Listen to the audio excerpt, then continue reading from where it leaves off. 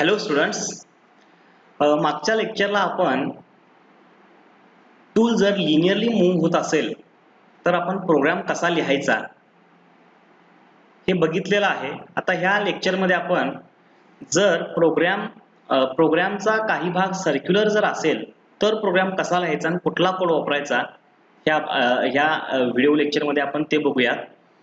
लक्षात ठेवा, जर टूल तुम्हाला लिनियरली मूव्ह करायचं असेल तर आपण G01 नावाचा कोड वापरतोय.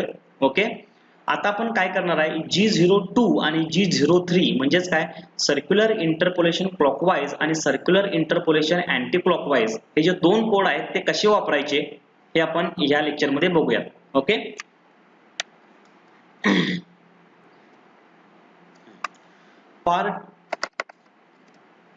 part programming for machine along the curved surfaces. If there are the curved surfaces, and for that curved surfaces if you want to develop a CNC part programming, at that time we have to consider the center point of that curve. Okay, according to that there are the two basic methods for CNC programming. First one is a center point programming or arc vector method. Okay, and second जो आहे तो radius programming.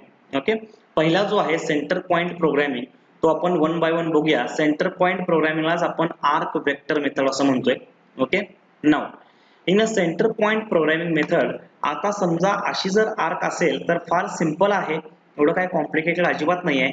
समजा आपली arc ही आहे म्हटल्यानंतर समजा आर्कचा हा जर स्टार्टिंग पॉइंट असेल, this is the starting point of the arc and this is the end point of the arc.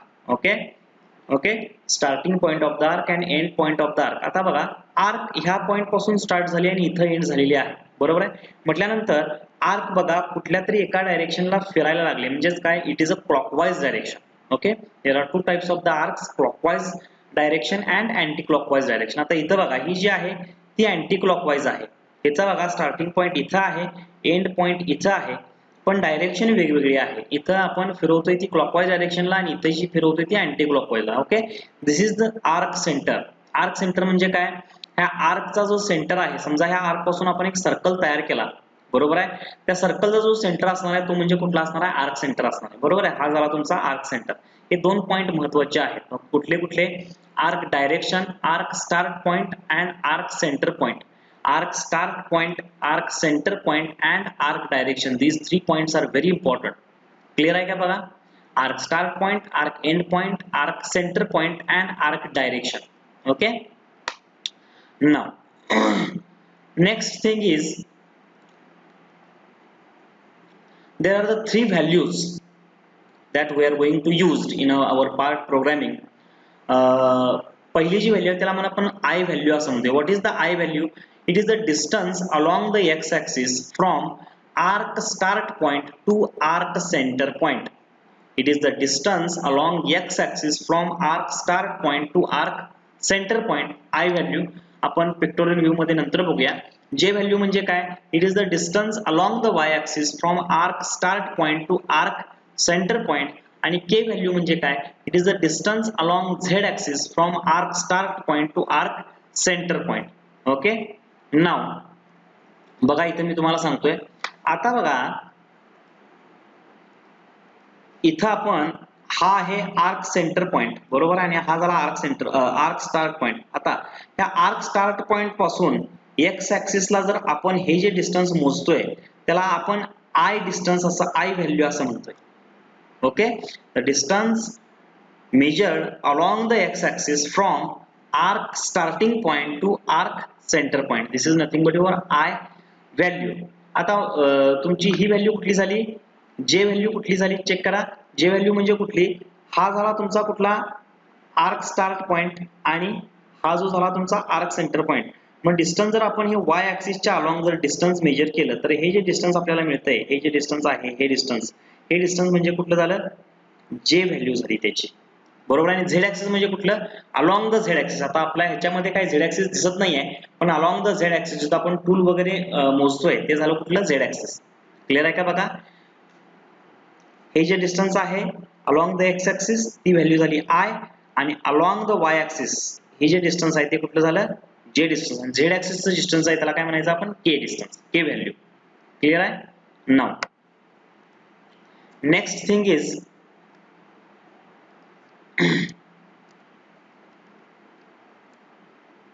I value, J value and K value. If the आता हे जे दोन रूल आहेत ते दोन रूल आपण व्यवस्थित समजावून घेऊया. बघा मी काय सांगतोय.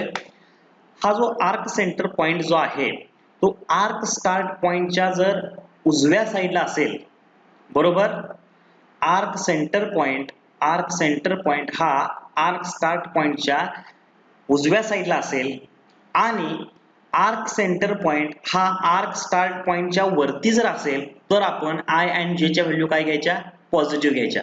बरोबर आहे. सेम टू सेम दुसरी कन्सेप्ट काय आहे, आर्क सेंटर पॉइंट हा आर्क स्टार्ट पॉइंटच्या डाव्या साईडला असेल आणि तो आर्क स्टार्ट पॉइंटच्या खाली असेल तर त्यावेळी आपण काय घ्यायचं, आय आणि जे च्या व्हॅल्यू काय घ्यायच्या, निगेटिव्ह घ्यायच्या. सेम टू सेम इथं आपण इंग्लिश मधून बघूया. If the centre point of the arc is located above or to right of the start point, positive sign must be used. जर सेंटर पॉइंट हा स्टार्ट पॉइंटच्या उजव्या साईडला असेल किंवा तो स्टार्ट पॉइंटच्या वरती असेल तर आपण आय आणि जे च्या व्हॅल्यू पॉझिटिव्ह घ्यायच्या. सेम टू सेम ह्याच्या vice versa, if the centre point of the arc is located below or to the left of the start point, negative sign must be used for I and J. Okay, one by one आपण practical way न बघूया. आता इथं बघा, for example according to this rule, आपण जर हा तो जो रूल वापरला तर काय होतंय बघा. इथं सेंटर पॉइंट कुठं आहे, इथं सेंटर पॉइंट आहे, बरोबर. स्टार्ट पॉइंट कुठं आहे, इथं. म्हणजेच बघा, स्टार्ट पॉइंट हा सेंटर पॉइंट हा स्टार्ट पॉइंटच्या कुठं आहे, खालती आहे. म्हटल्यानंतर इथं बघा, इथं आपण आय घेऊया आणि इथं जे ची व्हॅल्यू घेऊया. आता इथं मला सांगा, आय ची व्हॅल्यू पॉझिटिव्ह येणार का निगेटिव्ह येणार? ॲज ऑब्वियस आय ची जी व्हॅल्यू आहे ती पॉझिटिव्ह येणार, कारण काय, अकॉर्डिंगली आय ची व्हॅल्यू जी आपण ती एक्स ऍक्सिसला मोजतोय आणि ती कुठं आहे, राईट साईडला आहे, बरोबर आहे. म्हटल्यानंतर आय इथं काय येणार, पॉझिटिव्ह 10 येणार, बरोबर आहे. ओके, आणि जे ची जी व्हॅल्यू आहे बघा, जे ची व्हॅल्यू हा स्टार्ट पॉइंट पासून खाली आहे म्हणून जे ची व्हॅल्यू काय येणार, -4 येणार. क्लिअर आहे का बघा हे. ओके, दुसऱ्या आपण पॉइंटला बघूया. आता हे सेम टू सेम बघा, आपण दुसऱ्या ह्याला बघूया. आता इथं जर आपण बघितलं तर इथं काय डायग्राम कशी आहे बघा. इथं स्टार्ट पॉइंट आहे, इथं सेंटर पॉइंट आहे. सेंटर पॉइंट आणि स्टार्ट पॉइंट एकाच लाईन वरती आहेत, बरोबर आहे. त्याच्यामुळं आय ची जी व्हॅल्यू आहे, आय ची व्हॅल्यू काय बदललेली आहे काय, आय ची व्हॅल्यू बदललेली नाही. आय ची व्हॅल्यू किती आहे, अलॉंग द एक्सेस किती आहे, 5 आहे. किती घ्यायचं आपण, +5, बरोबर आहे. पण जे ची जी व्हॅल्यू आहे, जे ची व्हॅल्यू काय बदलल्या काय, अलॉंग द वाय ऍक्सिस काय चेंज झालाय काय, नाही. त्यामुळे जे काय येणार, 0 येणार. आता एक लक्षात घ्या मित्रांनो, आय आणि जे हे आपण प्रत्येक वेळी सांगतोय कशासाठी, आपण सेंटर पॉइंट जो आहे तो लोकेट करतोय. लक्षात घ्या, सेंटर पॉइंट जो आहे तो लोकेट करतोय. ओके, एवढाच याचा मिनिंग आहे. सेम टू सेम आपण दुसरी डायग्राम एक बघूया. इथं बघा, इथं काय प्रॉब्लेम आहे, इथं काय सीन आहे तर आर्क पॉइंट, इथं जो स्टार्टिंग पॉइंट आहे इथं आर्कचा आणि सेंटर पॉइंट कुठं आहे, वरती आहे. ओके, आता इथं बघा, आय ची व्हॅल्यू काय येणार, आय ची value along the X axis right साईडला आहे, म्हटल्यानंतर पॉझिटिव्ह येणार, +5 आलं, बरोबर. आणि वाय ऍक्सिस बघा, तुमचा जो ऍक्सिस आहे अलॉंग द वाय ऍक्सिस काय आहे, 1 आहे. पॉझिटिव्ह येणार का निगेटिव्ह येणार, तर ते काय येणार, पॉझिटिव्ह येणार. का पॉझिटिव्ह येणार, कारण सेंटर पॉइंट हा स्टार्ट पॉइंट पेक्षा वरती आहे. ओके, नेक्स्ट कन्सेप्ट बघा काय असणार आहे. नेक्स्ट डायग्राम मध्ये आपण बघूया. आता या डायग्राम मध्ये काय येणार सांगा. या डायग्राम मध्ये परत आय ची व्हॅल्यू काय येणार आणि जे ची व्हॅल्यू काय येणार, चेक करा. आय ची व्हॅल्यू काय येणार, स्टार्ट पॉइंट कुठं आहे, इथं स्टार्ट पॉइंट आहे. सेंटर पॉइंट कुठं आहे, इथं आहे. आता इथं बघा, हा जो ऍक्सिस आहे एक्स ऍक्सिस आहे, बरोबर आहे. म्हटल्यानंतर हे डिस्टन्स किती असणार आहे, हे डिस्टन्स 2 आहे. पॉझिटिव्ह येणार का निगेटिव्ह येणार, तर निगेटिव्ह येणार डिस्टन्स, कारण का सेंटर पॉइंट हा स्टार्ट पॉइंटच्या लेफ्टला आहे म्हणून निगेटिव्ह येणार. आणि जे जो आहे तो सेंटर पॉइंट जो आहे तो स्टार्टिंग पॉइंटच्या बिलो आहे म्हणून हे पण काय येणार, -12 येणार, -12. क्लिअर आहे काय. नेक्स्ट वन, नेक्स्ट बघा इथं काय ना, इथं सेम टू सेम इथं काय ना बघा, आय ची जी व्हॅल्यू आहे, आय ची जी व्हॅल्यू म्हणजे काय, along the X axis left साइडला आहे म्हटल्यानंतर -3 आणि जे ची व्हॅल्यू काय येणार 9 -9 येणार. ओके,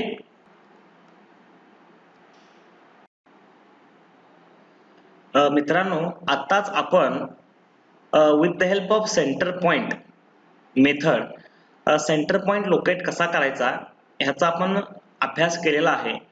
आता प्रोग्राम मध्ये बघा, डायरेक्टली आपण with the help of this syntax, हा जो तुम्हाला सिंटॅक्स दिसतोय त्या सिंटॅक्स द्वारे आपण डायरेक्टली जिथं जिथं कर्व असेल तिथं तिथं हा सिंटॅक्स वापरून टूल जे आहे ते कर्वेचर वेन आपण मूव्ह करू शकतोय.